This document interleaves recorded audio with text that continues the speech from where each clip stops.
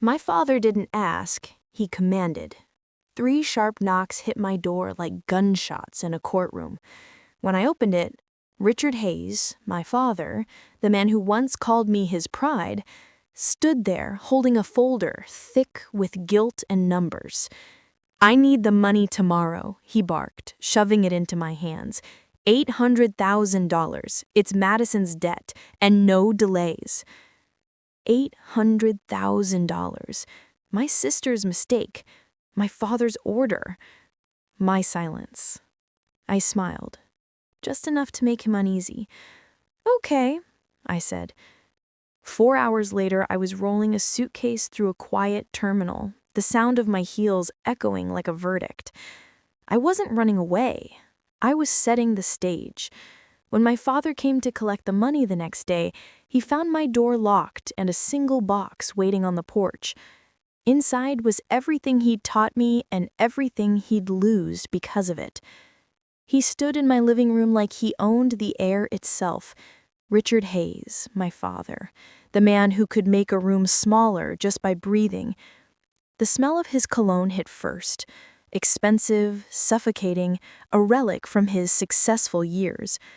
Behind him, my sister Madison hovered, eyes wide, face pale, playing the part of the helpless daughter she'd perfected long ago. "Olivia," my father began, dropping my name like a gavel, "you've done well. You've made a lot of money. It's time you remember who you made it for."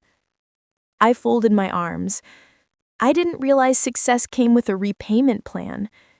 He ignored the jab, pulling out a folder and slapping it onto my marble counter. $800,000. Madison and Tyler owe it. You'll wire it by noon tomorrow. End of discussion. I blinked slowly. "You're joking." "Do I look like I'm joking?" His jaw clenched. "These are serious people. If she doesn't pay, they'll come after her and after me." "Then maybe you shouldn't have guaranteed her loan," I said evenly. His glare could have stripped paint. "Don't get smart with me, Liv. Family comes first." Madison stepped closer, her voice soft and trembling, a melody I knew I couldn't stand. "Please, Liv, we have kids. Tyler just made a bad deal. We'll pay you back." I laughed once, sharp and humorless. "You said that last time." "This time is different," she insisted, twisting her wedding ring like a rosary. Dad slammed his palm against the counter. "Enough. You'll transfer the money. You've got it. You wouldn't let your sister's children suffer unless you've forgotten what it means to be family." Family. The word landed like poison. I stared at the two of them, the father who turned guilt into currency and the sister who spent it freely. Then I smiled. A small, unsettling curve of lips.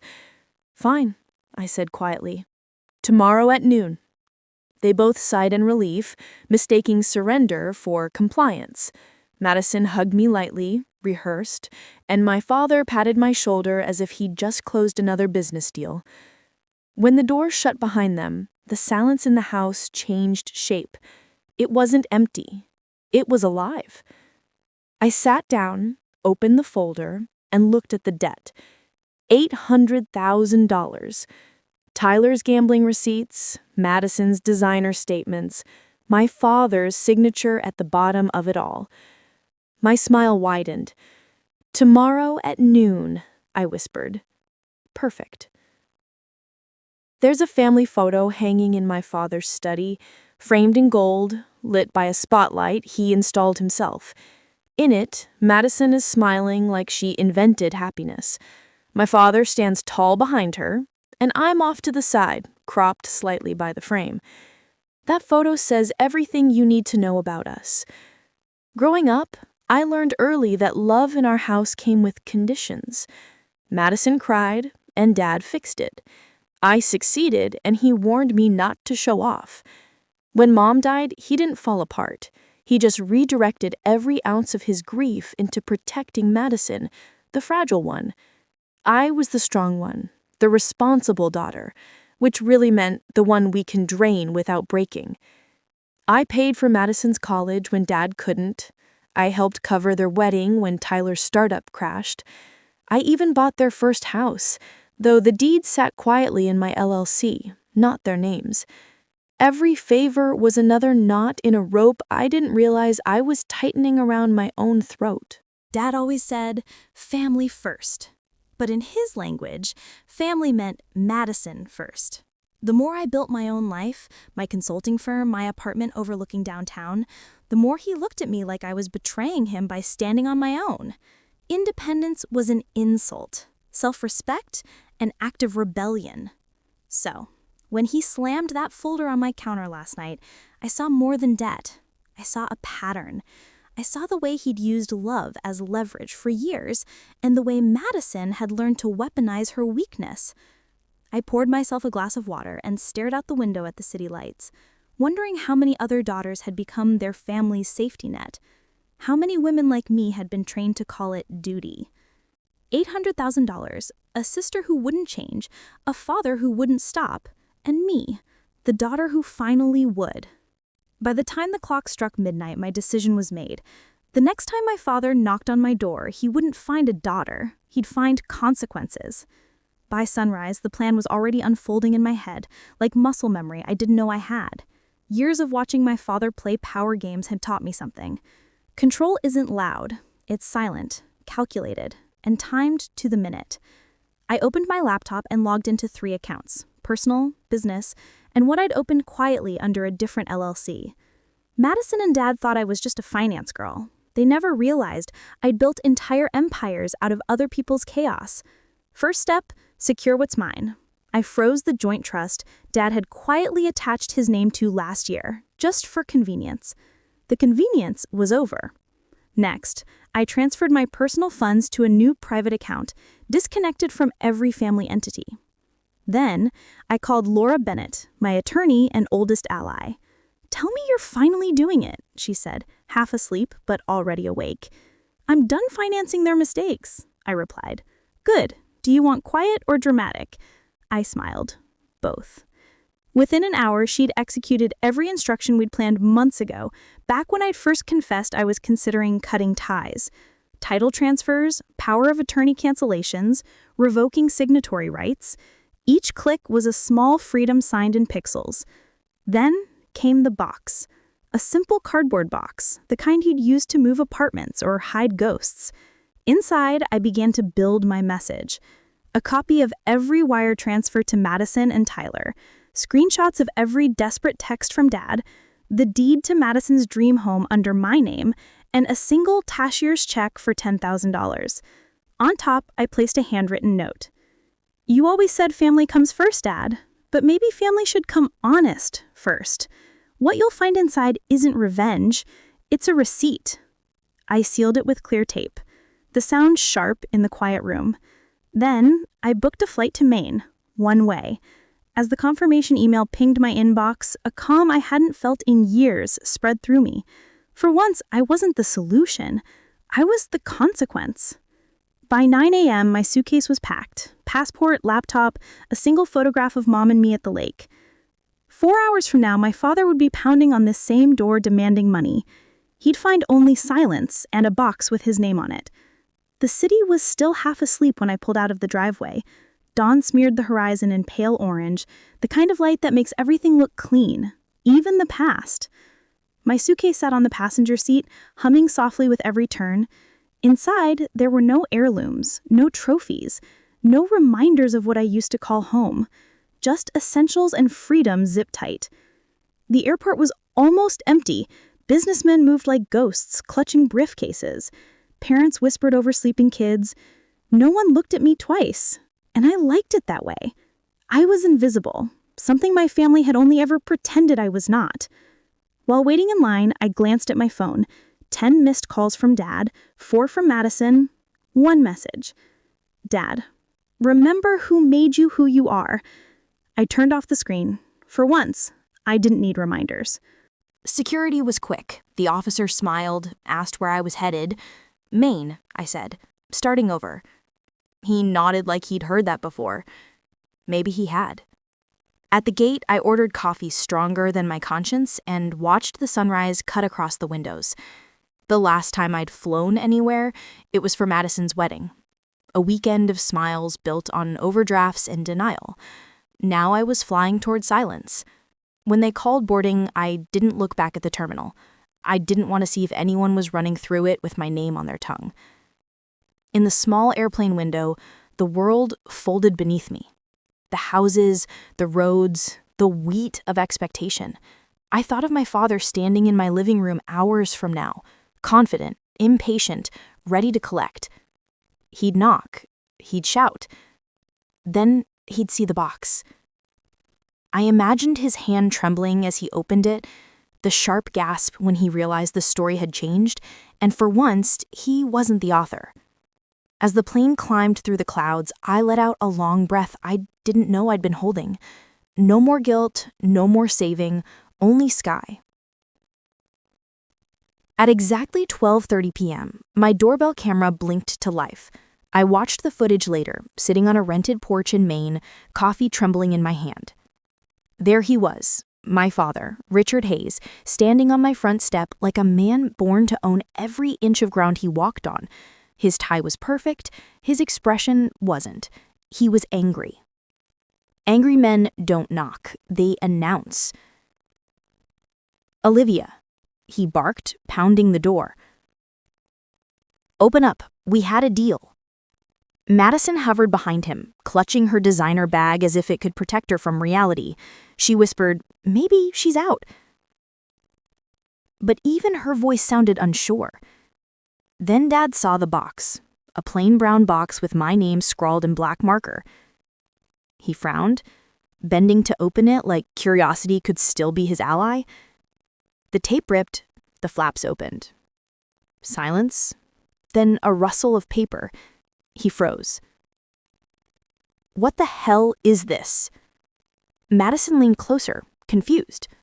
"What's inside?" He muttered, "Records." He flipped pages. His breath hitched when he saw the first entry. Mortgage transfer, Hayes residence to Oakline Holdings, Olivia Hayes, owner. He scanned faster. Dates, payments, signatures, even his own forged authorization for a line of credit he'd opened in my name. Each line peeled another layer of his pride. "Olivia," he said, my name like a curse. Like it had teeth. Then came the USB drive. He held it up, confused, slid into the small speaker I'd left on the porch, and my voice filled the air. "Dad, you taught me that family comes first. You just never taught me how to survive being the only one who meant it. What's inside this box isn't revenge, it's the truth. And the truth has receipts." Madison gasped. "She recorded us." He didn't answer. He was staring at the photo I'd left on top, the two of us at the lake before everything turned into transactions. His fingers shook. Then came the note, my handwriting clean and calm. "If you ever loved me for who I am, not for what I can fix, you'll stop knocking on my door and start looking in a mirror." For the first time in my life, I saw him break. Not yell, not threaten, not lecture. Just break. His shoulders fell. The box dropped from his hands. Madison started crying. Not for me, but for herself. "What do we do now?" He didn't answer. He just whispered, "We lost her." Then he turned, stepped off my porch, and left the box behind. At that same moment, 1,400 miles away, I sat by the window of a quiet cafe, watching the tide rise, and whispered back, "No, you lost control." By the next morning, the silence had shattered. My phone, new number, new SIM, buzzed with updates from Laura, my attorney. Each message was short, clinical, surgical. "Laura, Hayes Board voted emergency audit. You were right about the missing funds." "Laura, Madison called, screamed about betrayal, then asked if you'd still pay her rent." "Laura, they froze your father's company card. He's furious." I set the phone down, let the waves fill the gaps where family used to live. Back in Austin, the collapse began. Dad's business partners wanted answers. Madison's picture-perfect life started cracking under the glare of gossip. Screenshots of her social posts leaked vacations, luxury bags, financial hardship hashtags.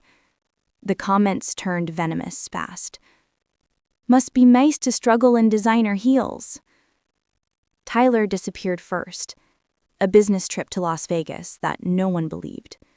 The creditors soon followed. Polite but menacing men who knocked softly and spoke even softer. Madison tried to reach Dad. He ignored her. Pride and panic were now roommates in his chest. At 10 p.m., Laura called again. You did what had to be done, but he's unraveling, Liv. I know, I said quietly. He needs to. Later that night, a video clip landed in my inbox. Doorbell footage from Mrs. Morales across the street. Madison was standing on my porch again, under the porch light, makeup streaked, mascara smudged into confession.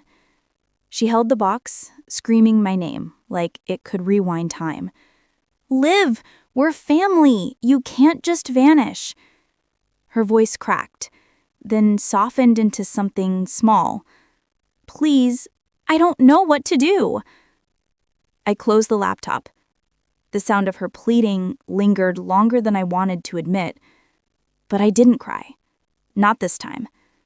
Because this was the part no one ever teaches you. When you stop saving people, you have to watch them learn to swim or sink.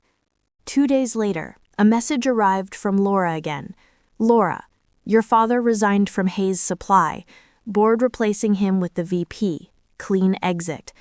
I reread it twice. Relief came in strange ways. Quiet, thin, but real.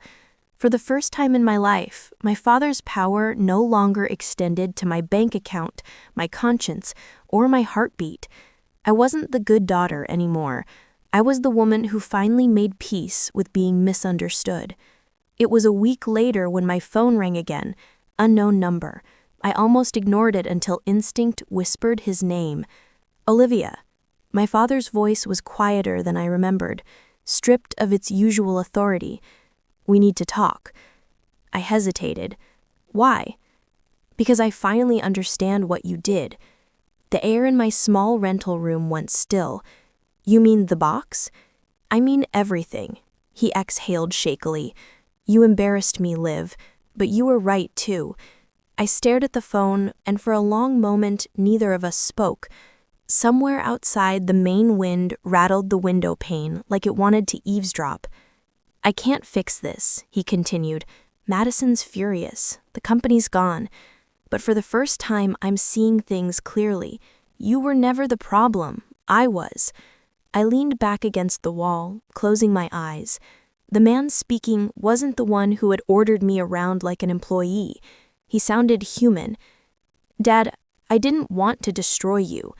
I know, you wanted to wake me up. Consider me awake. His voice cracked. Do you know what Madison said to me yesterday? She asked who was going to save her now. And what did you tell her? I asked softly. He gave a hollow laugh. I told her she'd have to learn what saving herself feels like. I didn't respond right away. My heart ached, not with guilt, but with recognition. Maybe this was what healing looked like.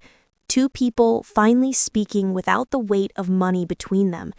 I saw your mother in you that day, he said finally, when you smiled at me and said, okay. That calm, that was her. A lump rose in my throat. Mom wouldn't have let it go this far. No, he admitted, but she'd have been proud you did something I never could. Walk away. Silence stretched, soft but heavy. What now? I asked. I have no idea, he said. Maybe we start by being honest. Maybe I stop pretending control is the same as love. I wanted to stay angry, but the truth broke something open inside me. For the first time, I heard regret in his voice. Not manipulation, not guilt. Real remorse. I'll be in Maine for a while, trying to remember who I was before all this. He chuckled faintly. Then maybe one day, when you're ready, I'll visit, without any folders or demands. Bring coffee, I said quietly, not debt. He laughed, a small, tired sound. Deal. When the call ended, I stared at the ocean beyond my window. The wind carried the scent of salt and new beginnings. For years, I thought freedom meant escape, but maybe it meant something simpler, a conversation without control. 3 months later, I found peace in the smallest things: the smell of coffee before sunrise, the sound of seagulls arguing outside my window, the way silence no longer felt like punishment. Maine had a way of washing people clean without asking permission. I'd started teaching financial literacy workshops at the local community center, just 10 women at first, all of them carrying their own versions of my story. The mother who always lent, the sister who always forgave, the daughter who always paid. When I spoke about boundaries and self-worth, I wasn't lecturing, I was confessing. Madison called one evening, not crying this time, just tired. "Dad's doing better," she said softly. "He joined some kind of group. Accountability, I think." "That's good," I replied. "And me?" She hesitated. "I got a job at a furniture store. Real one, not online." I smiled. "You proud of yourself yet?" "Trying to be," she whispered. "I didn't think starting over would feel this quiet." "It's supposed to. Quiet means you stopped running." Then she said something I hadn't heard in years. "Thank you, Liv, for not rescuing me." When the call ended, I cried, not from pain, but from the strange relief of finally letting go. Weeks later, my father sent a single postcard, a picture of a fishing dock, blue water, his handwriting small and uneven. "You were right. I taught you everything about business and nothing about love. Learning now. Proud of you, Dad."